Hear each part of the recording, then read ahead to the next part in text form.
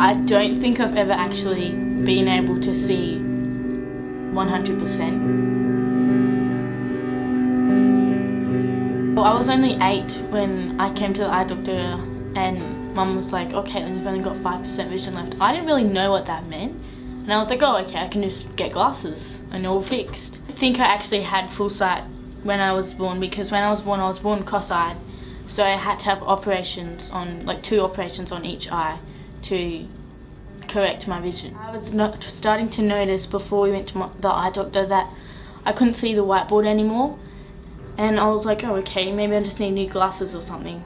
Maybe I just thought it was like something normal, that I just got things mixed up. I was just very confused, and then I asked Mum, I was like, "Is this normal to not be able to see the board and to get confused between your friends, like which one's which?" And then she's like, "Maybe we should take you to the eye doctor." It took me, I don't know, a couple of weeks to realise that it's not going to be fixed and that I just can't like get new eyes to see again. Most of them are that like I trip over all the time, because there's like, you can't see everything when you're walking, so sometimes the worksheets are hard to read. Sometimes the rubrics of your marking sheet. At the start of the year, she was only doing Braille in English class. Unfortunately, at the start of the year, she lost a significant amount of her vision and had to move into Braille in the rest of the subjects. I think some of the things that have been challenging for Caitlin this year are transitioning into Braille and finding things that are unexpected, that we've had a hard time together trying to figure out. Things like doing math in Braille is really difficult because she's needed to use her typewriter in class to do the working out.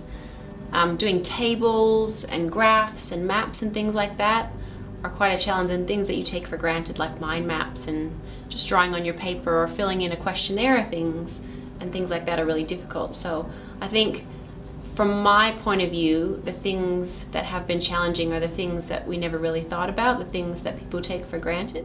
So my vision acuity is 6/260, so I have to stand 6 meters to see what normal vision people would see at 260 meters away. Well, I was really happy to come into a role where I felt like I was being supportive for someone like Caitlin. It's very easy to work with someone who has such a fantastic attitude and is such an excellent learner and is so passionate about doing everything. I had like so many friends to help me out, and my family was so nice.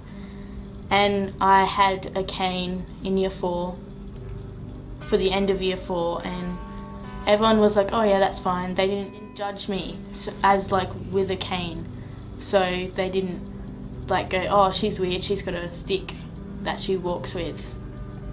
They're like, "Oh yeah, that's just normal for Caitlin." There's lots of people like my family in the school.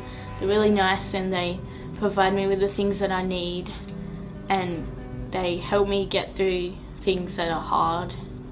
Well, I know that Caitlin plans to be an actress in the future, which is an excellent career path for her because she's extremely dramatic and in a good way, of course. She's passionate about chocolate and acting, and I think whatever she sets her mind to, she'll be able to do because she is just that kind of a kid. She's got a great attitude, and I think she'll do well in whatever she puts her hand to. I would like to go to WAPA and audition to be in a movie one day, and that's just my dream job. I have auditioned for a couple of plays that I performed one on the weekend. I'm happy. If I didn't have it, I don't really know,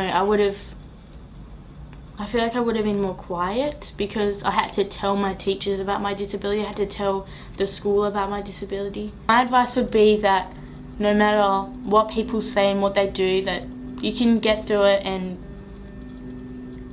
it doesn't define who you are, the problems that you have.